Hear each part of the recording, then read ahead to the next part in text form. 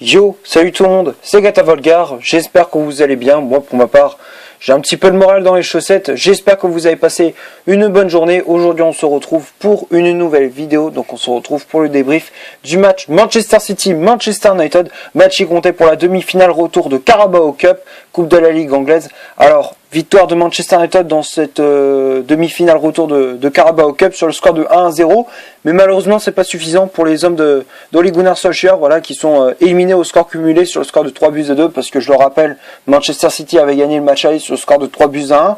Donc il fallait que Manchester marque 2 buts pour qu'on arrache les prolongations, mais malheureusement ce n'était pas suffisant et c'est Manchester City qui se qualifie pour cette finale de Carabao Cup. Voilà, donc le seul buteur de cette rencontre dans cette demi-finale retour de Carabao Cup, donc c'était une victoire de Manchester United sur le score de 1-0. Le seul buteur de cette rencontre, c'est Nemanja Matic à la 35e minute de jeu. Et voilà, bon, malheureusement, même si grâce à cette victoire on sauve l'honneur, malheureusement c'est pas suffisant pour se qualifier pour la finale. J'aurais bien aimé qu'on se qualifie pour la finale, justement, parce que au moins ça pourrait nous sauver au moins la saison, voilà, pour au moins gagner un trophée.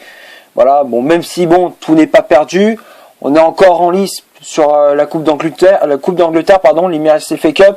On est encore en lice pour l'Europa League.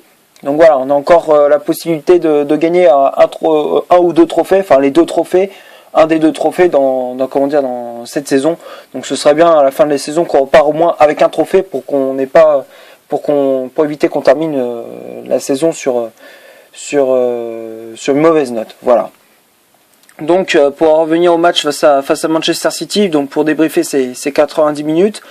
45 premières minutes, bon, c'est vrai que Manchester City, ils avaient un peu le contrôle du ballon. C'est vrai qu'ils avaient plus la possession du ballon que Manchester United. Voilà, donc du coup on a essayé de défendre à 11 derrière, voilà, parce que la tactique de Solskjaer c'était d'être tous derrière, voilà, donc on était quasiment tous à l'arrière, et dès qu'on avait récupéré le ballon, hop, on partait tous en contre-attaque. Donc c'était une tactique qui marchait plutôt bien, on peut dire ça comme ça. C'est vrai que c'était une tactique qui était pas trop mauvaise, voilà.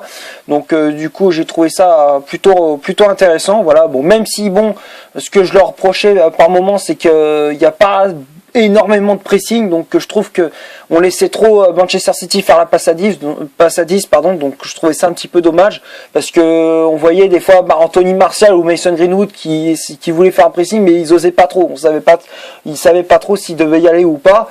Donc voilà, c'était compliqué pour Manchester United d'avoir la possession de ce ballon en première mi-temps. Et heureusement que lorsque Manchester City avait le ballon et qu'ils se sont créés de grosses occasions, heureusement qu'on avait un très grand David De Gea, voilà, qui a repoussé je crois 2 ou 3 tentatives de Sergio Aguero en première mi-temps. Voilà, donc on avait un très grand De Gea dans les cages, une très bonne défense aussi, assez solide. Voilà, Maguire et Lindelof qui ont été très solides défensivement. Luke Shaw un peu moins, par contre, moi j'aurais préféré qu'on mette un Eric Bailly, donc pour que ça soit un peu plus solide, mais bon voilà, ils préfèrent mettre Luke Shaw à la place de Bailly, donc voilà, moi je trouve ça un petit peu dommage. Et puis voilà quoi, après bon, donc hormis ça, on a été plutôt solide, on a plutôt bien tenu la baraque, et on a même ouvert le score, voilà, à la 35e, voilà, sur une de nos rares occasions, voilà. Donc Manchester United a obtenu un coup franc suite à une faute si je me trompe pas, de Otamendi sur Jesse Lingard, voilà. Donc du coup coup franc obtenu par Fred, voilà, donc coup franc obtenu par Jesse Lingard, c'est le Brésilien Fred qui frappe ce coup franc, et ce ballon qui a été mal renvoyé par la défense de Manchester City, ça revient à l'entrée de la surface pour Nemanja Matic, qui déclenche une reprise de volée magnifique au ras du poteau. Quand j'ai vu la trajectoire du ballon, ça m'a fait penser au but d'Anthony Martial qu'on avait marqué justement face à City au mois de décembre, voilà, quand à l'Etihad Stadium on gagnait le match. On avait gagné le match 2-1. Ça m'a fait penser un peu à ce but-là. Donc voilà, franchement, Matic, il nous a impressionnés. Moi, je pensais pas du tout qu'il allait marquer dans ce match-là. Voilà, donc on ouvre le score grâce à Nemanja Matic. Voilà, donc là, Matic, il a fait sonner la révolte du côté de Manchester United. Donc là, il manquait plus un but pour qu'on arrache les prolongations. Donc on avait donc du coup à ce moment-là du match on menait 1-0. City ils ont commencé à réagir, piqué au vif, ils ont essayé d'égaliser, voilà. Après heureusement qu'il y a eu la position d'hors-jeu sur le but refusé de Raheem Sterling juste avant la pause. Donc Dieu merci, heureusement qu'il y a eu une position d'hors-jeu. Donc on garde toujours cette avance de 1-0. Après, donc là, on rentre au vestiaire avec cette avance d'un but. Donc là, mentalement, on n'était pas trop mal. Voilà, donc on se disait pourquoi pas remonter. Voilà, on s'est dit pourquoi pas, parce que là, on avait les moyens, on avait la possibilité de faire chuter Manchester City, parce que là, on était dans une grande soirée, dans une soirée assez intéressante. Donc voilà, on a été très très sérieux durant cette rencontre. Donc voilà. Ensuite, seconde mi-temps, bon, on a réussi à être un peu plus haut. On a réussi lorsqu'on avait le ballon, à s'installer par moments dans le camp de Manchester City. Donc voilà, on a réussi à les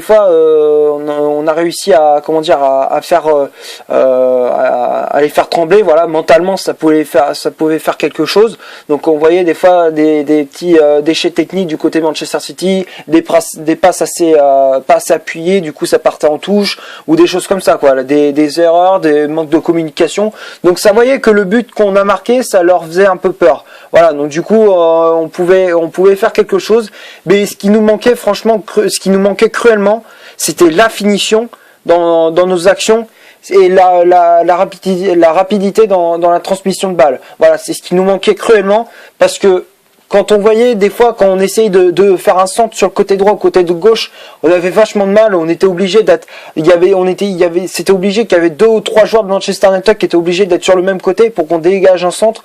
Mais ça, c'est ce qui nous manquait. Voilà, on aurait dû faire plus de centres en première intention, parce que je pense que on aurait fait des centres en première intention. Je pense que ça aurait été un autre match, et c'est surtout, je pense qu'on aurait pu avoir beaucoup plus d'occasions si on déclenchait tout de suite notre centre. Surtout qu'on avait des joueurs qui ont une bonne patte sur les centres. Je pense à Aaron Wan-Bissaka, je pense à Fred, je pense à Brandon Williams. Donc franchement, on a des latéraux qui ont franchement une bonne patte sur les centres. Donc je trouve ça un petit peu dommage qu'on ne l'utilise pas assez. Voilà, ça c'est le truc que je reproche souvent aux Red Devils.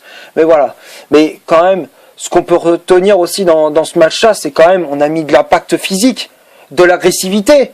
Même si bon, des fois on avait du mal, on faisait des erreurs par moment, mais quand même, on a mis de l'agressivité, de l'impact physique. Mais voilà les gars, c'est ce que je demande depuis le début. C'est ce qu'on veut voir depuis le début en tant que supporter mancunien. On veut voir ce genre de prestations. Franchement, c'est ce qu'on veut voir à chaque match. Je comprends pas pourquoi on le fait pas tout le temps.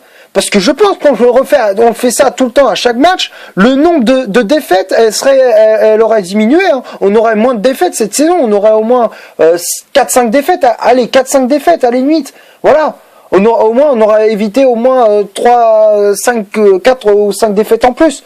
On n'aurait pas perdu plus de matchs si on mettait un peu plus d'agressivité, un peu plus d'impact physique. Et là, vous en avez mis, les gars. Vous avez mis de l'impact physique, de l'agressivité. C'est ce qu'on veut voir. Voilà.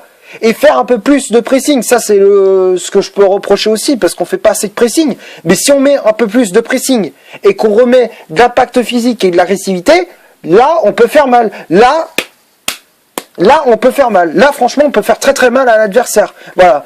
C'est juste c'est ce qui nous manque vraiment, c'est la rapidité dans la transmission de balle, surtout sur les côtés, et le pressing. Voilà, sur les phases défensives de Manchester United. Voilà, c'est les seuls ingrédients qui nous manquent pour qu'on ait une équipe assez forte et solide. Voilà.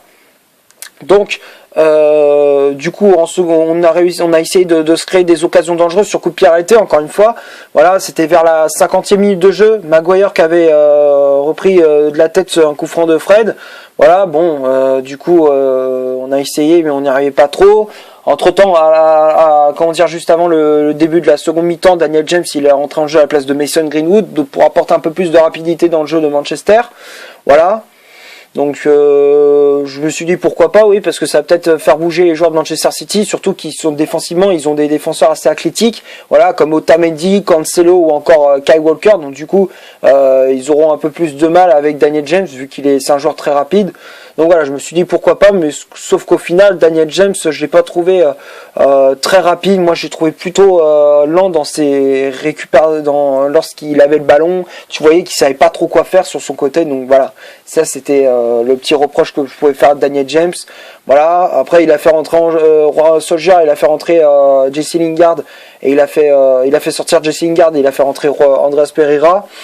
Voilà, bon, c'est vrai qu'il a apporté un petit peu de peps au milieu de terrain. Voilà, bon après, du coup, il y a eu le fait de jeu. Voilà, c'est là où tout a basculé. Le fait de jeu où tout a basculé, c'est le carton rouge de Matic. Voilà, donc il a déjà eu un carton jaune. Voilà, Matic qui prend ce rouge. Putain, et quand j'ai vu ça, je fais putain, là, franchement, je pense que ça va être mort là. Parce que je me suis dit, quand j'ai vu ça, je me suis dit, là, déjà, on est en difficulté, on a du mal à revenir dans cette partie. Même si on mène 1-0, on va essayer, on va en chier pour marquer ce deuxième but. Et là, on est à 10, et là, je me dis, ça va être encore plus compliqué, là, ça va être limite impossible, quoi. Voilà, parce qu'en plus, à ce moment-là du match, Matic, il avait fait, à ce moment-là du match, Matic, c'était un monstre au milieu de terrain. Quand on voyait la prestation qu'il a fait en début de seconde mi-temps, mais c'était un monstre. Sérieux, il récupérait tout, il était partout. Il récupérait des ballons à droite, à gauche, dans l'axe. Il récupérait partout. De Bruyne et Bernardo Silva, ils avaient du mal à passer devant Matic, hein, en seconde mi-temps. Là, Matic, franchement, il a été solide en second mi-temps, comme Fred, hein, les deux en second mi-temps, ils étaient solides, voilà. Et franchement, s'ils ils mettent les mêmes ingrédients lors du prochain match, franchement, on peut faire quelque chose. Là, franchement, on peut bâtir vraiment une équipe solide. Si on met les mêmes ingrédients que on a fait contre Manchester City, si on met les mêmes ingrédients, on peut faire quelque chose, voilà.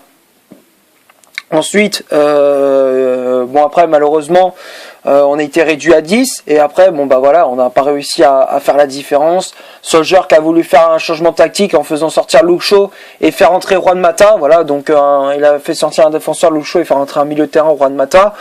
Voilà, bon, malheureusement, il n'a pas apporté grand-chose, Juan Mata. Même sur les coups de pied arrêtés, j'aurais bien aimé que ça soit lui qui les tire, parce que c'est vrai que dans des moments comme ça, il est capable de faire la différence. Voilà, je pense au coup franc qu'il avait mis il y a un an, je crois, c'était contre la Juventus de Turin. On était mené 1-0 et là, il égalise à la 86e sur un coup franc magnifique. Voilà. Ou même là, encore une fois la saison dernière aussi, où il avait marqué contre Newcastle, on était mené 2-0 et il te relance Manchester United avec un magnifique coup franc, poteau rentrant. Voilà, donc franchement c'était, voilà, moi je me suis dit pourquoi on aurait dû laisser Juan Mata tirer les coups francs, parce qu'il pouvait apporter quelque chose sur les coups de pied arrêtés, et surtout qu'il a une bonne patte. Donc voilà, moi je trouvais ça un petit peu dommage qu'on ne laisse pas tirer Juan Mata sur les coups francs. Voilà. Et après, malheureusement, on n'a pas réussi à faire la différence en fin de match. Et du coup, Manchester City se qualifie pour la finale. Voilà, donc on va passer maintenant à la composition d'équipe que Ole Gunnar Solskjaer a aligné pour ce Manchester City Manchester United. Donc il a remis à peu près le même schéma tactique que contre Tranmere Rovers lors du match contre les amateurs, lors du match de Coupe d'Angleterre. Donc du coup, il a remis le même dispositif, un 3-4-1-2, voilà, avec David De Gea dans les cages de Manchester United. Les trois défenseurs sont Maguire, Lindelof et Luke Shaw. Maguire dans l'axe avec le brassard de capitaine, Lindelof à droite, Luke Shaw à gauche. Milieu de terrain, Fred et Matic pour former ce duo. Voilà, donc Matic et Fred devant la défense, Brandon Williams milieu latéral gauche, Aaron Wan-Bissaka milieu latéral droit, Jesse Lingard en numéro 10 et le duo d'attaque c'était Mason Greenwood associé à Anthony Martial. Voilà pour la composition d'équipe. Après il y a eu les remplaçants comme je le disais qui étaient entrés en jeu. Il y avait Daniel James qui était entré en jeu en début de second mi-temps à la place de Mason Greenwood, Andreas Pereira à la place de Jesse Lingard et Juan Mata à la place de Luke Shaw. Voilà pour la composition de l'équipe. On va passer maintenant aux statistiques de cette vidéo. Donc on va commencer par celle de Manchester City. Manchester City c'est 13 tirs au total, donc 4 tirs cadrés, 61% de possession de balle, 718 passes au total, donc 88% de passes réussites, 11 fautes commises, 2 cartons jaunes, 0 carton rouge, 2 positions d'hors-jeu et 8 corners obtenus par les Citizens. Et du côté de Manchester United, c'est 6 tirs au total, dont 2 tirs cadrés, dont 1 but, 39% de possession de balle, 466 passes au total, donc 80% de passes réussites, 11 fautes commises, 1 carton jaune, 1 carton rouge, 0 position de hors-jeu et 0 corner obtenu par les Red Devils. Voilà, donc j'ai pas grand chose à dire. Voilà, dans ces statistiques, ça représente bien la physionomie de ce match. Voilà, donc City ils ont eu le ballon, Manchester United ont été un peu plus réalistes que les hommes de Pep Guardiola. Donc voilà, donc ces statistiques représentent bien la physionomie de ce match. Voilà, donc on va passer maintenant au top et au flop de cette vidéo. Donc on va commencer par David De Gea. De Gea, très bon match, voilà, même si bon, hormis l'élimination, il a été très très bon. Encore une fois, il a gardé la baraque solide. Il a repoussé pas mal de tentatives, notamment celle de Sergio Aguero, de Bernardo Silva, encore de Raheem Sterling. Voilà, donc heureusement qu'on avait De Gea très attentif, très vigilant et très très bon. Un De Gea des grands soirs, voilà, donc heureusement qu'on avait David De Gea dans les cages. Donc pour moi, De Gea, je le mets dans le top. Ensuite, les trois défenseurs, Maguire, Lindelof et Luke Shaw. Maguire, Lindelof, tous les deux, ils ont fait un bon match. Lindelof a été très appliqué dans ses interventions. Voilà, donc dans l'ensemble, il a fait un match plutôt correct. Maguire aussi, franchement, le petit tacle qu'il a fait en première mi-temps sur Raheem Sterling, là, le tacle in extremis, franchement, ça m'a fait plaisir. Voilà, donc Harry Maguire, il a assumé son rôle de capitaine. C'est lui qui a été, on peut dire, l'un des tauliers de cette équipe de Manchester dans ce match-là. Donc voilà, donc pour moi, Maguire, je le mets dans le top. Luke Shaw, je le mettrais dans le flop parce que moi, j'ai trouvé un petit peu décevant. Voilà, donc dans ce match-là, Mahrez et De Bruyne ont fait un festival. Donc du coup, voilà, j'aurais préféré mettre un Eric Bailly à la place de Luke Shaw parce que moi, je pense qu'il aurait apporté un peu plus de solidité défensivement. Voilà, encore plus que Luke Shaw. Donc voilà, donc pour moi, Luke Shaw, je le mettrais dans le flop. Ensuite, le milieu de terrain, Matic et Fred. Matic, dans l'ensemble, il a fait un match plutôt correct, voilà, hormis les 2 fautes qu'il a faites, voilà, bon, hormis le carton rouge qu'il a reçu à l'heure de jeu. Hormis ça, il a fait un match assez correct, voilà, voire même très très bon. On peut dire ça comme ça, très très bon, parce que il a récupéré pas mal de ballons, il a été présent dans la conservation du ballon, il a réussi à calmer le jeu de Manchester United, à calmer les joueurs. Donc franchement, Matic, il m'a impressionné dans ce match-là. Donc franchement, j'espère qu'il va continuer avec ce rythme-là. Franchement, ça peut justement compenser les absences de Pogba et McTominay. Voilà, s'il est en grande forme, comme il l'a fait dans les matchs suivants, s'il continue de cette manière-là, franchement, il peut faire quelque chose. Voilà, donc pour moi, Matic dans ce match-là, je mets dans le top. Ensuite, Fred, très bon match aussi. Voilà, dans l'ensemble, Fred a été plutôt bon aussi dans la récupération du ballon. Sur les coups de pied arrêtés, ils étaient pas trop mal tirés. Voilà, donc dans l'ensemble, il a fait un match plutôt correct. Donc c'est lui qui a été l'un des principaux dangers du côté de Manchester United. Donc franchement, il a été plutôt bon. Donc pour moi, Fred, je le mets dans le top. Ensuite, les latéraux, Brandon Williams et Aaron Wan-Bissaka. Voilà, bon, Brandon Williams, bon, c'est vrai qu'il avait défensivement, il a été plutôt correct.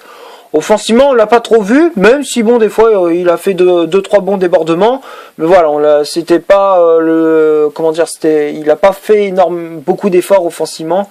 Donc voilà, mais plutôt défensivement, il a été plus costaud. Donc voilà, mais quand même, Brandon Williams a fait une prestation assez correcte. Donc pour moi, Brandon Williams, je le mets dans le top. Aaron Wan-Bissaka aussi, voilà, c'est à peu près la même chose que Brandon Williams. Donc pour moi, Wan-Bissaka, je le mets dans le top. Lingard, bon, moi j'ai trouvé encore une fois Jesse Lingard un peu décevant, voilà, donc on l'a pas trop vu, voilà, sur les phases offensives, il avait du mal à se projeter vers l'avant, même si bon, des fois il a fait 2-3 choses assez intéressantes, mais voilà, c'est pas le Jesse Lingard qu'on voyait il y a un an et demi ou 2 ans, qui faisait des dribbles, qui marquait des buts, qui mettait des frappes de loin et qui cadrait ses frappes. Voilà, là c'est Jesse Lingard que voilà, on a l'impression que c'est son frère qui joue, quoi. Voilà, donc moi j'ai trouvé Jesse Lingard décevant, donc pour moi je le mets dans le flop. Et après Mason Greenwood et Anthony Martial. Greenwood, moi j'ai pas trouvé assez intéressant. Voilà, match pas terrible de la part du jeune de Manchester United. Voilà, pas énormément de pressing, on l'a pas trop vu. Voilà, dans ce match-là, j'ai trouvé plutôt décevant. Donc pour moi, Greenwood, je le mets dans le flop.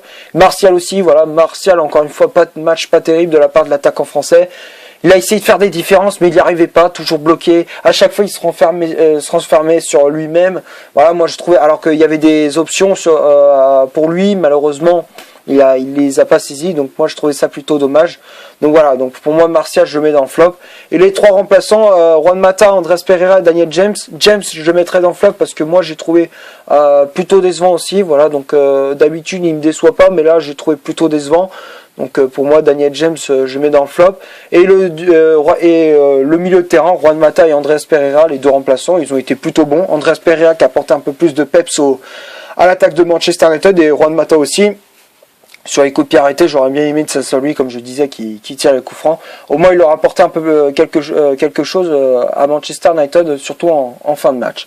Voilà, donc c'est tout ce que j'ai à dire. Je sais que le débrief était un peu long sur cette rencontre entre Manchester City et Manchester United. J'espère que la vidéo vous aura plu. Si c'est le cas, vous laissez un énorme like. Tu cliques ici pour t'abonner pour rien rater de mes vidéos. Tu cliques ici pour en voir une autre si tu le souhaites. Et moi, je te dis à la prochaine pour une prochaine vidéo. Ciao!